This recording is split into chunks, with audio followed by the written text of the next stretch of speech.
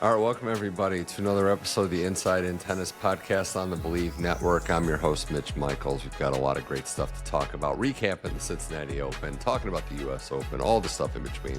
Hall of Fame induction. This is a busy time coming up in the tennis world. We're in North America and we're just having a blast. Joining me now, a broadcaster, a player himself, a guy that's got big wins all across the world, and he's just celebrated his 45th birthday. Leif Shiras, welcome to the show. Yes. Oh, I love that, man. I wish I could be 45 again. I'd so wish to do that. Yeah, well, hey, you know what? It's a compliment that you're still in the game this long. And yeah, honestly, I lean on you for some of the stuff like in the old days. Like, what was it like, in the Don Budge, that era? So that's why I come to. Well, I can tell you this. When I went to Cincinnati, and I want to say in the 80s, I remember a portion of the setup. We were in trailers. I'm pretty sure the ATP offices were in trailers. And, guys did have locker room facilities in the main building, but there wasn't a lot going on there for the ATP. So it was really in its nascent moments, this Cincinnati event. And being there this year was remarkable. Yeah, and just a note on that too, right? I mean, the U.S. Open just talked about how this is like the most expensive tennis tournament, and you're the kind of the pillars to start in that, right? The ATP was started, only 30, 40 years ago as really an organization. So yeah, now the current generation is seeing the fruits of the past generation's labor. Yeah, I think Cincinnati for a long time was, in a large part, where much of our revenue came from as an ATP organization, and not as a player union, but as a group of players. It was an important part of our growth and development, and obviously teaming with Cincinnati, the municipality, it was great. So it was an important event for us. Obviously, the majors are always important, but for the sort of success of the tour, the players and the union, it was all very, very important. So what was it like being back in Mason, Ohio, Cincinnati Open, calling the matches, just the feeling on the ground? We had a lot going on at the tournament and then the rumblings outside. But Leif, what was your experience like being on the grounds and in the middle of the action? Well, for me, it was such an eye-opener to see all the good work that everyone has done for that event. I mean, obviously, when you have an investment and an influx of capital to make the kind of changes and develop the kind of facilities they have, it's going to be impressive, and they did not let any aspect of it down. I mean, just going to the player restaurant, oftentimes you go to the U.S. Open, you'll have your badge, you have a certain amount of money you can use on the badge, so you have to count, okay, how much can I get a meal here? I'll get a drink here or that. And basically at Cincinnati, you walk into this fabulous lounge where players can store their bags, there's place to rest, but where the players eat in the kitchen area, you basically sit down and get whatever food you wanted. There was no mucking about with badges and how much have I spent and how much can I spend and how much, well, I guess my trainer's not eating today or my mom isn't eating today. No, it was just such a wonderful sense of hospitality and community there. Right. That's one of the reasons why it's worked so well. The players are so happy and satisfied.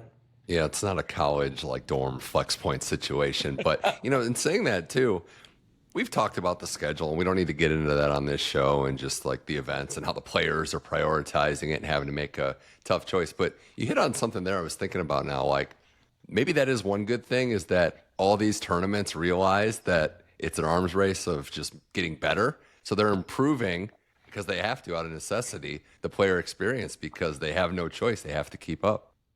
I think so. I think it's a really healthy thing. I think happy players are players who are willing to do interviews. They're happy to, perhaps get out and sign a few more autographs and interact with everyone. Part of the growth of the Cincinnati event is also what they offer the fans. I mean, there are places in the shade.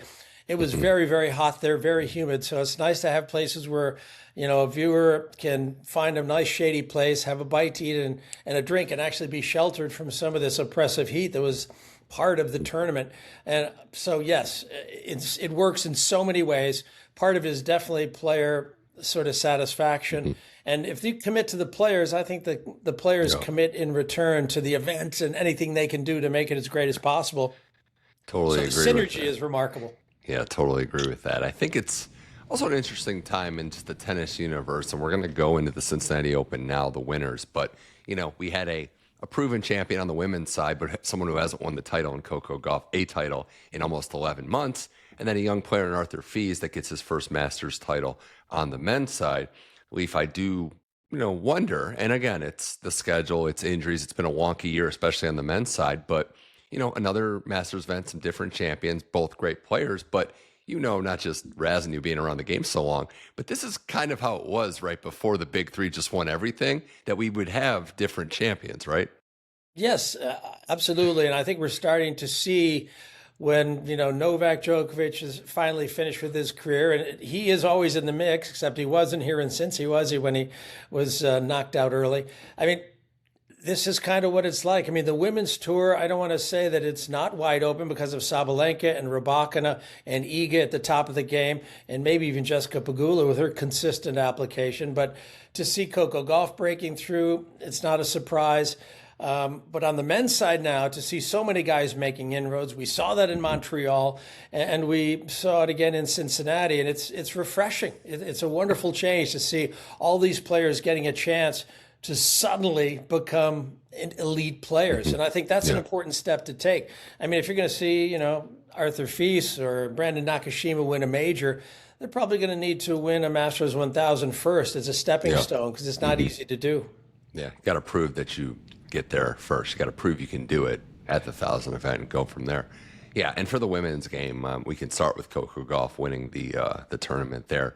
Flawless tennis, flawless stuff, right? And somebody that, hadn't been at her peak, safe to say, has had an interesting year where I think she's been consistent across the board, but the European summer didn't go her way at all. Yet here we are with Coco, right, showing so much she can do. She's under the microscope for a lot, but sometimes we take for granted just how good of an athlete she is. And, Leif, she didn't mix in double faults hardly at all. I think just one in the final. The service numbers were great. She was playing it a little safer and smarter in a lot of ways. And when her serve is not taking her out of a match, it still is remarkable what she can do on the court, how she moves and how she just thrives in the clutch moments. Yeah, I think you're right. I think because she serves so well, it just seemed to free her up and allowed her to play more completely in every phase of her game. I mean, the forehand, which also can be an issue, didn't seem to have as many breakdowns. She's always going to have a few. I think most players will always have one side that might, give a bit away. But she seemed to be taking care of that so impressively. And she lost the one set of the tournament was the very first set she played, and then she's run the table after that. So it was such an impressive performance. It's funny because when I watch her serve, I always see this very high ball toss, and I'm so worried about the timing on that. And then by the time she hits the ball, her left arm has dropped, and you feel like, oh no, this could be another fault where she drags the ball down into the net. But somehow she was getting the timing right. It seemed to be working better for her, and it just allowed her to play freely in every other aspect of her game. And we saw the results. So this is really good news for her to put it all together at almost every level. And if we talk about her athleticism, but her backhand might be the best backhand in the game. And when her forehand is steady, like it was, I mean, she can still hit it at times if she's got a short one, gets on top of it. If she can be steady with the forehand, boy, she is going to be a very tough out. That's true. Her backhand, maybe 1A, 1B with Anisimova, but it's right there. It is just an elite weapon. And putting it together at the right time, getting ready to go to New York, a place where she's won, has the U.S. Open title.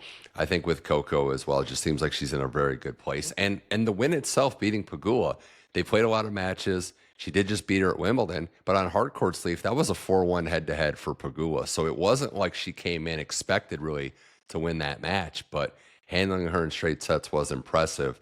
There's just a lot to like about Coco when it's going well. And when you look at the surrounding scenes, right, maybe the players ranked ahead of her, ranked around her, might not be peaking. It's a pretty good spot for her to be in right now. Yeah, and I feel like she handles moments of pressure in some ways better than, say, a Sabalenka. I mean, she handled Sara Bejlek so well and just didn't allow the young Czech player to get comfortable or feel like she had a chance. And that was such an impressive performance. People take that for granted and say, oh, well, Bejlek's a new player, too big a moment. Yeah, but Coco handled that moment well, I thought, really well, and didn't really allow her to breathe. And then against Pegula, I mean, it could have been, 6-2, 6-3, maybe even 2-2 if she hadn't sort of fumbled right at the end, losing her serve. But then she broke at love right for the title. Yeah. So, so that's a little bit of a moment that Coco were familiar with that. But the way that she adapts and deals with adversity, all those things that make her great, you saw plenty of that over the course of that the run to the tournament title. Yeah, shout out to Sara Bejlek, right? Just blowing up. She had the title in the Middle East this year, 20 years old, and just rolling through tennis, but also beating Sabalenka and then to keep it going, right? I mean, that might have impressed me even more that Bejlek, and I don't want to be like, oh, the undersized player thing, but the women's game is getting as physical, imposing as the men's game. So for her to do what she did in this tournament was ultimately impressive. No, absolutely. I mean, it says a lot about Jessica Pegula, too, that she's operating in a land of the giants with big serves and big games, and she's been in that top 5 consistently. But for Sara Bejlek, I mean, another Czech player. I mean, how many Czech players have we got? This is getting ridiculous, Leif. Like, honestly, no, I'm kidding, but it's impressive, right? They do this thing that I think, we talk hockey as well, too, but they produce talent, but they don't stifle creativity. They let these players play their own games, and I don't know what the formula for that is. I'm just an observer like a lot of people. But I am impressed by the different styles of these players that all succeed in their own way. Yeah. Bejlek is, I think there's something to be said for playing the tennis that your body allows you to play. And is she 5'9"? I don't know exactly her height, but I know she's smaller. She can't, produce the huge kind of serving consistently. I think she does serve well, but not the way she's that... 5'3". She's 5'3", Leif. Yeah, no, she's 5'3". I couldn't let you get away with that one. Yeah. Okay, thank you. Well, I didn't know her height. I knew she was small, but I didn't want to say too small. Okay. Yeah. I could be condemned outright. It's impressive. I hope she keeps it going, right? It wasn't a flash in the pan. She does have a title already, and we think that she's going to keep it going. And yeah, for Pegula, just to mention on the finalist, I mean, that win over Iga. And I know we're at a different point of the calendar, right? We got to rewire our brains that it's hard to win it week in, week out when the events are so long. Iga played great in Canada and kept it going. But Pegula, to dig deep and win that match against a player that's had her number, I thought was ultimately impressive. I wonder what the energy level was like, to take nothing away from Coco, but you get the sense that Pegula's revving up for, we don't know how many chances she's going to have, but another crack at that first major title. Yeah, and that was one of the best matches of the tournament, I thought, the Pegula Swiatek match. It was so competitive, such brilliant exchanges. Iga's playing wonderful tennis. She's relearning how to get into a long rally and not overplay, which she was doing. She sort of played her way out of contention in a lot of matches, and she was comfortable doing that. She was also just comfortable understanding when to pull the trigger. She doesn't have to go for too much. Her ground strokes, her rally balls are so good that you don't need to play with such high risk. So I think Francisco Roig and the team have done a good job getting her into a really good place. She was playing really smart tennis, I thought. I mean, and I don't know, I was sort of impressed again with what she once was. She'd lost a little bit of that edge, but she seems to be back for sure. Yeah. You think Pegula's revving up for a chance herself? Like, I do think that it's amazing how consistent she is. I actually think it's so unique this year in general.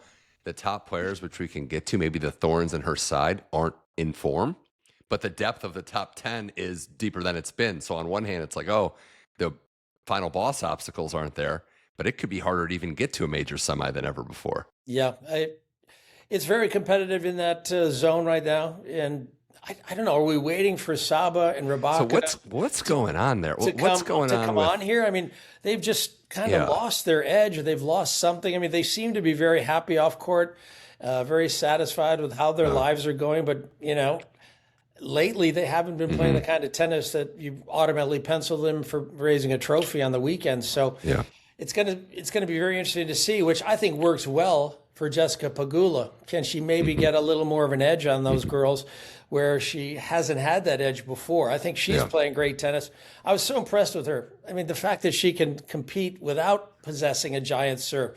Mark Knowles getting that, the whole team and getting her to serve and get the most out of her serve that she can, that's been hugely significant. But again, she returns well. She's always in the mix, does everything well. So I think this could be her time. She's getting very close, isn't she? Yeah, and we know Rybakina banged up. We hope she's okay after the injury retirement. Had been playing better Canada final, but that was the first time in a while that she'd been turning a corner maybe. Sabalenka is just off right now. We know she can snap into it. She did it basically at this exact spot last year. But yeah, if it's chaos, and you mentioned the women's game being a little wide open, smart money is on four majors, 4 different champions, right? Maybe Rybakina snaps back. I don't think a lot of people would have Andreeva or Noskova winning again in 2026. So, yeah, 4 majors and champions in the same year, which we've seen could happen again. Also, just throwing it out there, when it's chaos in history, when we don't know, when it's chaotic and it's just a grind, that's the Coco Gauff spot. Seems like she's the one that figures out if it's just about competing. Yeah, well, she certainly has been rewarded for that, and that makes her an elite player. You know, I feel like, okay, if it's Noskova or Andreeva, you feel like Noskova is the one. She has the sort of the fast court game, where Andreeva, I'm not sure the courts are perfectly suitable for her. But, you know, there are so many surprises that could happen in the women's draw. I wouldn't be surprised by any of them coming through. However, it's hard to go against sort of that top 5, top 6, although from 6 to 15 is still very close and competitive. You got a lot of people who won titles, have won majors, and are breaking through all the time. So I don't know, Mitch. Oh, come on. How you could say, okay, maybe there are 12 or 14 women who could win this title. Oh, yeah. Could be even more than that, honestly. Maybe. I mean, that's a kind of, I don't want to say openness, but possibility is there. You know, it's a wonderful opportunity for someone to make history. I mean, look at Linda Noskova winning Wimbledon. I mean, I don't know if anyone had the money on that one. I don't think that was on my bingo card. No, it wasn't. Yeah, we'll see when the draw comes out, what it looks like and what these 4th round matchups even are going to be. Yeah. All right, more with Leif Shiras here on the Inside in Tennis podcast. We're recapping the Cincinnati Open. We're going to dive into the U.S. Open as well as touch on the Hall of Fame in just a few as well. But on the men's side, it was the young Frenchman, Arthur Fils, defeating Frances Tiafoe in a 3-set match, a wonky 3-set match that kind of flew by in a lot of ways. But it was Fils getting his first and biggest title, the Masters 1000 in Cincinnati, getting the job done, hoisting the trophy, entering himself in the conversation to be a contender at the U.S. Open. And Leif, as we were talking even before this show, somebody that's just great for the game, how he plays, as you say, and how he has flair out there, and just the confidence that he has and the way he plays is just awesome for tennis, that a young star's coming up. Yeah, and since he's come back from injury, he just seems so powerful and so strong. His running, the weight of shot, his forehand has emerged as the most miles per hour, the most RPMs. So when you possess one of the biggest weapons in the game and you're pretty much executing it all the time you want, that's dangerous. I think a key for Fils is also his serve. You know, I know he's not a big guy. Okay, he's not 5'3", Mitch. No, he's not 5'3". We'll give you a range on that one. A serve, by the way, that Goran, he's working with Goran, right? But Goran knows, he's like, serve's going to take time. Like, I joined him mid-season. We haven't really had time to work on it. So to your point, it's a work in progress and it's still looking good. Oh, no, I mean, he is hitting bombs. And I feel that is a significant reason why he's had a breakthrough. And maybe, just maybe, a small reason. I know there's plenty that goes into success and failure, but, you know, someone like Frances Tiafoe maybe doesn't possess that level of serving. Maybe someone like Tommy Paul, who's semis of a major, and maybe his serve isn't quite big enough sometimes. But I feel like Fils, out of nowhere, suddenly this guy is serving huge. I think that's one of the reasons why he was able to win the title. Yeah, Fils, also for the people that are listening and might not know, when he was a next gen, they did the combine testing and he won every category by a lot. So he's an insane athlete as well. The serve is a good point, especially on Tiafoe, who did have a great run, was hampered by the hip, has pulled out of the mixed doubles event with Leylah Fernandez for the U.S. Open. So, you know, not at full speed after winning, you know, beating Lerner, beating Nakashima, his road Kabuli their road to the, Nakashima and Lerner, his road to the final of Cincinnati. But the serve, and I want to give a shout out to my guy, Gil Gross, who we know at Tennis Channel. He tweeted that out, that like his 92 mile an hour average second serve is pretty slow. It also wouldn't be as slow in the previous era. So serve speed's going up, Leif. We see it, especially the second. But yeah, that number is pretty low considering what we've seen Tiafoe at times. Streaky, we'll say, where he can redline the serve. But yeah, you wonder at this level, when you get to this stage in the game, can he be consistent enough to challenge with the big boys for the big titles? Yeah, and, you know, part of the serve is the action you get out of your legs. And, you know, you see in Fils that incredible leg drive up to the serve, and suddenly you're adding an extra 5 to 10 miles per hour at least if you can get those legs involved.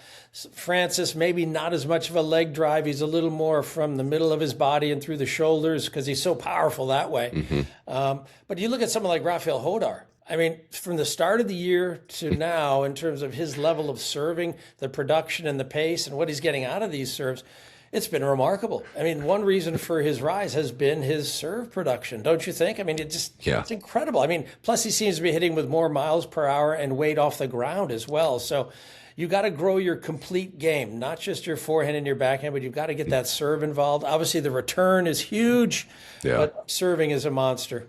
He's got that, and Hodar's got a little bit of that nasty in him. He's not there to make friends, you know. He's on that, and I like it too. Yeah, one note too. Want to give a shout out as well. You know, a lot of people saw and heard it, but Frances Tiafoe, first black finals in Masters history. You know, shout out, just carrying it forward, just a phenomenal moment. And with Frances too, just the final note on him, Leif, when he puts it together like this, and we'll see. But you start to imagine and you wonder, right, what that ceiling looks like. This major, and whether it's this year or beyond, you're starting to see that, okay, he's got the gifts to go all the way. He sure does. I mean, his forehand is immense. His backhand, I think, is only going to get better. You know, there are plenty of times when he coughed up an unforced that really seemed very surprising. And I think he's going to be able to take care of those. His volleys, I mean, he's so good around the net. Usually guys who move well, like Frances, they seem to be very good at the net. Maybe they don't have the perfect technique. Rafa Nadal is an example. Very effective at the net, maybe not the perfect technique, but once he could take the ball in the air, he was usually cleaning it up pretty nicely. And I think you can say the same thing about Arthur Frances. Yeah. So, you know, if President Macron is reaching out to Arthur Frances, congratulate him on winning Cincinnati, that's pretty impressive credentials. And also suggests, he's got the world's attention, right? He's going to be top 10 soon. And the next step for a guy like that is, you know, going deep in a major, which he will do. There's an opportunity this year, perhaps, without Sinner and with Alcaraz in question. Yeah. Well, Frances is at 11 in the rankings now, just on the door number of the top 10. Tiafoe's at 12. Other notes to mention, we had Brandon Nakashima, who did lose to Tiafoe in the semifinal, but just continuing on his best stretch of tennis in his pro career, up to number 17. Leif, I mean, Brandon's come out of nowhere, essentially. Like, we've known the potential was there, but putting it together, getting wins over some big Americans, pushing the best, where did you see it all click for him? What's elevated him in this stretch? Well, I mean, to be truthful and to be fair, I really feel a lot of it has to do with Wayne Ferreira. You know, I think Brandon had to look at himself seriously and say, I'm not sure it's going to be my family that's going to decide my future on the tennis court.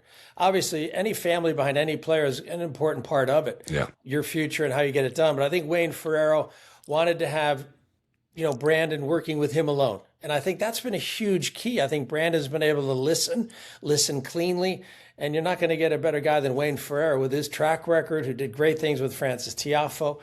And suddenly he's playing all-court tennis. We've always known that Brandon could hit forehands and backhands with the best of them. He had a good serve that had really good sort of ingredients. He had a good foundation on the serve. And now, like Frances, he's serving bombs. I mean, I don't know. It's one of the best serves in the game right now. Maybe a top 5, top 10 server, and it shows in the results. Can he maintain that? I think he can. So I do feel this is where, again, coaching matters. Coaching is so significant, and trusting that voice and executing it on court. I mean, it's been a really perfect collaboration, I think. So best for Brandon and his great work getting here, but I think Wayne Ferreira had a lot to do with the success. Yeah, dug deep, right, against Fritz in that quarterfinal down a break and just wins the last, I think, 4 games of that match. He has a great temperament. And one critique, though, I mean, ripping Toronto, I don't know. I don't think he knew that Habs-Leafs rivalry. Good luck with that reaction next year. Yeah, there aren't going to be many Maple Leafs fans who are going to be happy about that. But, okay, he showed off a little personality, right? That was good. That was fun there. That was really well done. Any other thoughts on the men's side? What stood out in that draw? You know, Fritz quarterfinal, tough loss. Kaboli up to number 6 in the world now. I think another one that looked better was Musetti trying to get back. But anything else stand out to you? You know, I mean, I guess it was in some ways a surprise loss by Ben Shelton. He didn't produce a very good match in his loss, and I just felt like, okay, you know, maybe there was that hangover from Montreal, but I don't think that that's going to be, you know, in any way affecting his play in New York. In fact, maybe, just maybe, that was something that pained him and that hurt him. And so he's going to really respond positively because he's that type of guy. So Yeah. I still feel like Shelton's going to be deep into the second week. I feel like with the tools he brings to a tennis court and the confidence he has, I feel like he's one of the guys to beat. I really do. Yeah, he's on the short list. I mean, you can get into it in a second, but you have obviously Alcaraz in a tier by himself. But is it Hodar? Is it Shelton? Is it Fees? Are these the guys with the potential to maybe go all the way? Just Zverev, of course, obviously, but a fascinating time for sure. Yeah, the big news on the grounds, though, right? We talked about this going into last week. We weren't sure. But at the U.S. Open, we will have Carlos Alcaraz. We won't have Jannik Sinner. And it was kind of trending that way, which is remarkable to think about where we were. On the Alcaraz front, first Leaf, the player who is playing, hasn't played in 4 months, is making his return to a major that he won last year in best of 5 tennis. A unprecedented path, to say the least. But is it reason to stay in that because of what he's done and what he's capable of? He should be the prohibitive favorite.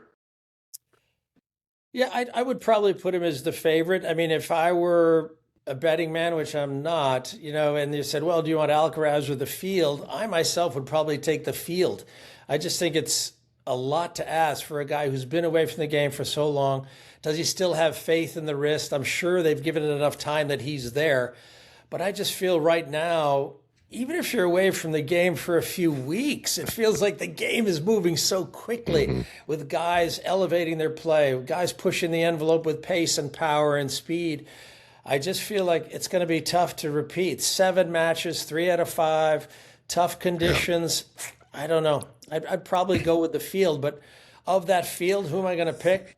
I don't know. I'd say you got 5 to 7 guys who could do it. Did you ever miss a long stretch like this and then, smartly return where you were 100%? Because I'm wondering like the fatigue factor from the outside, like the muscle fatigue, but also the fatigue of using maybe a body part that hasn't been healthy in a long time. Yeah. I mean, there was a time when I was playing the tour and I had a couple good runs. I think I did well at Queen's Club. And I think early in the next year, I was playing in Memphis and I pulled a stomach muscle. And I had all this amazing momentum. I should have beaten Jimmy Connors, had some match points, but that was a positive at the end of the day. But after this abdominal injury, I was out for, I want to say 2 to 3 months.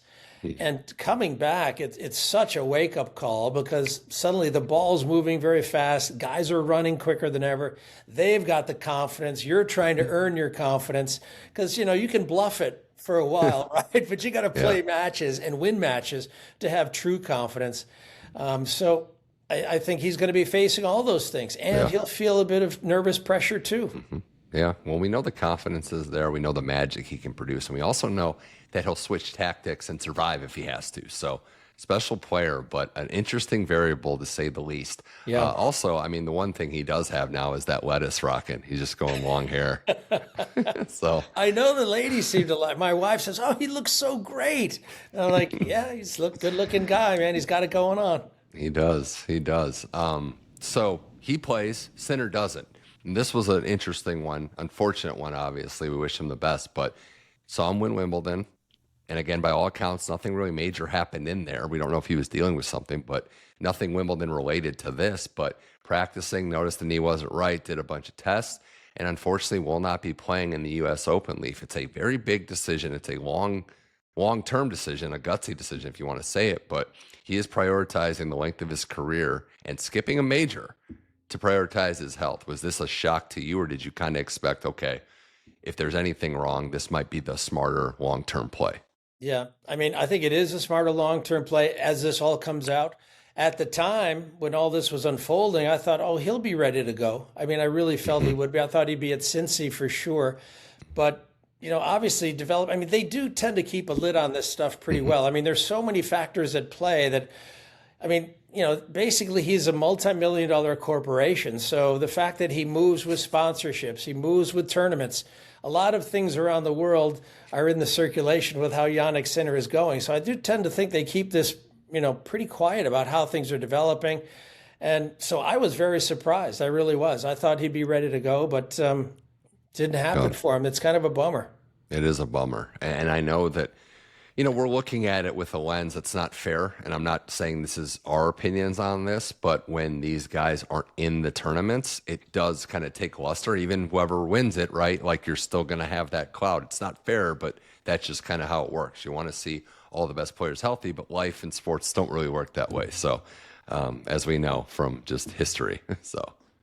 Yeah, it's tough. I mean, I think all of us wanted to see Jannik Sinner back, even if it was his first tournament back, like Carlos. We want to see him give it a run, give it a ride, and put his best up against all these young challengers. So it's too bad, really. I mean, this was building in such a crescendo. I mean, for our sport, tennis, I feel like this month, these summer hardcourt weeks are such an important time on the sports calendar. We're ahead of football. We're sort of in the dog days of summer with baseball, and hockey is nowhere to be seen. Golf is operating, but they seem to operate in a different orbit. So I feel like tennis, this is our time to step up. So having the news that Sinner isn't a part of it, it was just, disappointment for all of us. I think we're all ecstatic that Carlos is going to be there, and that we've got so many young players. Young, okay, 19 to 25 who are making moves, so that there are plenty of storylines going into the Open, so we'll make the best of it. Just one major in 2026 where both of them played, which is unfortunate, but the game rolls on. The game rolls on, and the Inside In Tennis podcast rolls on with Leif Shiras here as we wind things down with a few topics for the Tennis Channel broadcaster, former player in his own right, and we dive into the U.S. Open, right? So a couple quick things. One, I got a lot of formers in front of my name, Mitch. You do have a lot of formers. You do. Hey, yeah. He doesn't introduce himself as I beat Lendl. He doesn't do that anymore. I got to try that, though. You got to try that. Hi, my name's Leif, and I beat Lendl on the grass. Hey, Leif Shiras. I beat Pete Sampras. Yeah. Whoa, hey.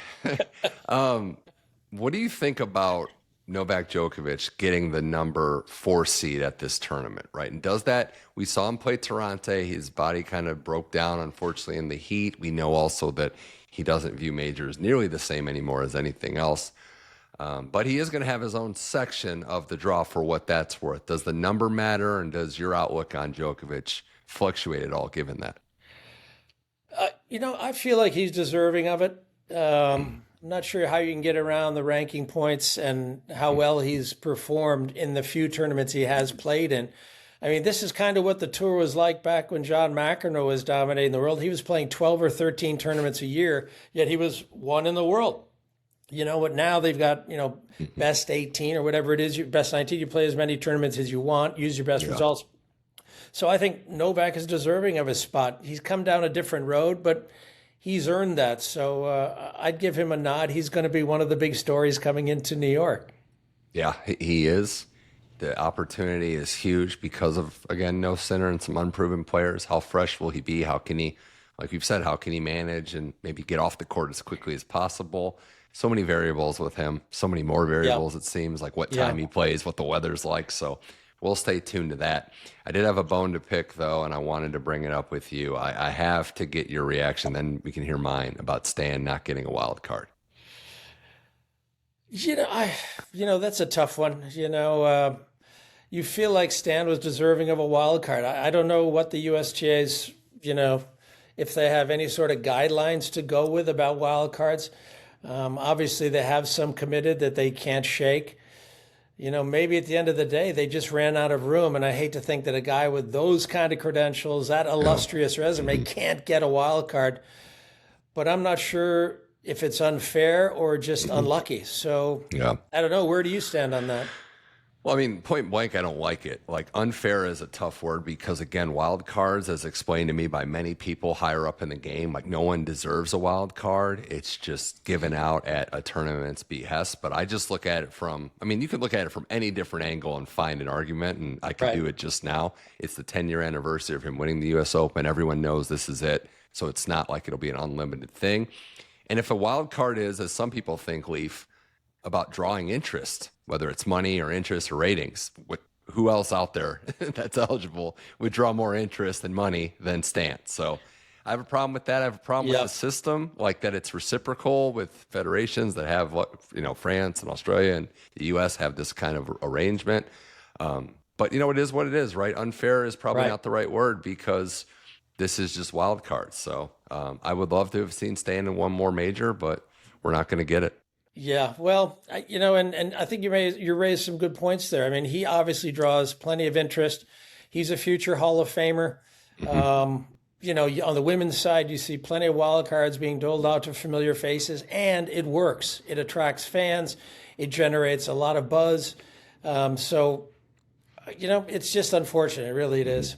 Yeah. No, I think those majors are going to age nicely. History's going to look at his 3, and it might go up with inflation to like 5.5 based on who he beat in the era that he did. So, one of my favorites for sure, just how he competed. So, but before I let you go, Leif, anything else standing out? The week that we have going on right now, Winston-Salem, a WTA 500 level event in Monterey, also U.S. Open. We got qualies, we got mixed doubles, we got just a lot of action before we get it going. Yeah, I just love this time of the summer. As I said, I just feel like this is a time to put tennis on the front pages, to put him on the stage where, it can transcend to other sports fans and not just, baseball fans or something like that. So this is a time for these young athletes to, make a statement, and it's just fun to watch. Winston-Salem's interesting. Obviously, Daniil Medvedev is a top seed there.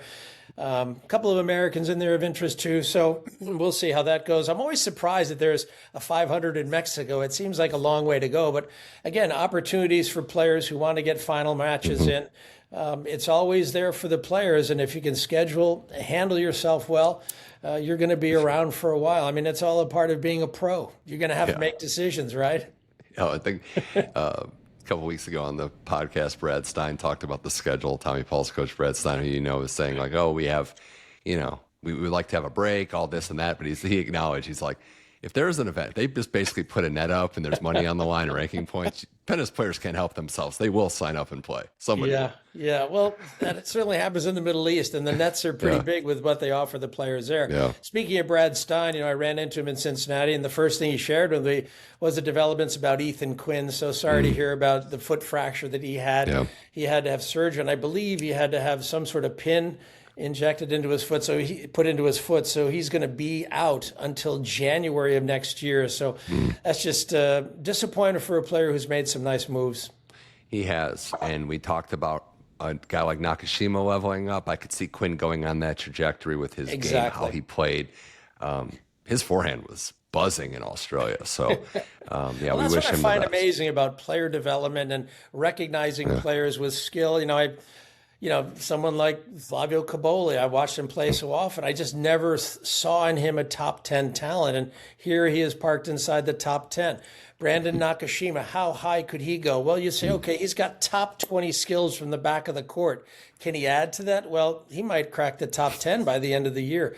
So it is really fun to watch player development. And particularly for a young player like Ethan Quinn, how far can he go? He's got top 50. Does he have top 30? You're going to give them this potential climb. Yeah. Can they climb even further? And that's where coaching, physical development, technical development all becomes so important. Yeah, and you were one of the first people to tell me, okay, it's a math problem, right? You get to a certain 3,000 or so points, you get to this, you win a round or two consistently every event, you're starting with a solid base, and it's a solid math problem. That's what they teach in Princeton, right? Just a lot of tennis math. I wish I was an English major, so I didn't know much about points, but I can certainly describe my game, but that's not going to get me anywhere. I always remember Thomas Berdych, the Czech player, and he would try and think in his head, okay, I've got to get 50 wins. If I get 50 wins, I'm going to be top 15 to top 10. And he was in there for 6 or 7 years, and he just put in the time on the tour to get those wins, whatever it took. And not that anyone thinks about that in that way, but that was sort of an innovative way of thinking about it. Now it's, okay, how many tournaments can I play without burning myself out? Yeah. No, it's a real thing. Well, Leif, this was always a pleasure on my end. Leif Shiras, we appreciate you coming on. If you ever see Leif out and about at a tennis tournament near you, why don't you just go up to him, tell him you're a fan, and ask him how many Hall of Fames he's in, because he will tell you. I have lost track. It's just so many. It's so many all across the Midwest and Northeast. It's everywhere. But, wait, I know that the one Hall of Fame that really counts, I'd have to buy a ticket to go see Roger. Although I am a voter for the International Tennis Hall of Fame in the player category. And that was one vote that we didn't really have any issues with. Can you disclose that? Did you vote for Roger? You can be honest with us. I hate to disclose insider information like that, but Roger's not one to miss. I'm so excited for that weekend. I'm pumped. I'm pumped for him. Shout out to, again, Mary Carillo as well. But for Roger going into the hall. Congratulations to Mary. For Roger going in, it just feels right. Just feels, I mean, it's sad for a lot of us that's like, okay, this is the bookend, but still out there practicing today. He's going to be playing some exos with Roddick and Macaron Agassi here at night tomorrow as we record this. But no, it's just, it's a fitting conclusion to the greatest sportsman tennis and maybe sports has ever seen. I mean, transcendent, right? I mean, it's, it was sort of harking back to another era with McEnroe or Connors, these guys who you could mention their name in some far off country or land and they'd go, Jimmy Connors, or Roger Federer. It was sort of the Muhammad Ali effect. These guys who are so big and so popular and do so much for sport in general. And he's certainly one of those guys. Yeah, certainly is. And he loved the game of tennis and all that came with it. He embraced the role he had. Remarkable stuff. Well, Leif, as I mentioned, pleasure. We'll have to have you on again soon, of course. Thanks for taking the time out of your day to join the Inside in Tennis podcast. It's you got it, much man. Appreciated. Great being with you, Mitch. That was Leif Shiras. This was the Inside in Tennis podcast. Thanks to everybody out there for listening. Again, the podcast is on the Believe Network and available wherever you get your shows. Apple, Spotify, iHeart, Amazon Music. The YouTube channel is at Mitch Michals. And we've got a lot of content coming down the pipe for the U.S. Open. Draw show coming out later this week, reacting to that, and a couple shows both weeks of the U.S. Open. Final major of the year, Flushing Meadows. It's going down. Can't wait for that. For Leif Shiras, I'm Mitch Michals. This was the Inside in Tennis podcast. Thanks for listening. I'll talk to you soon.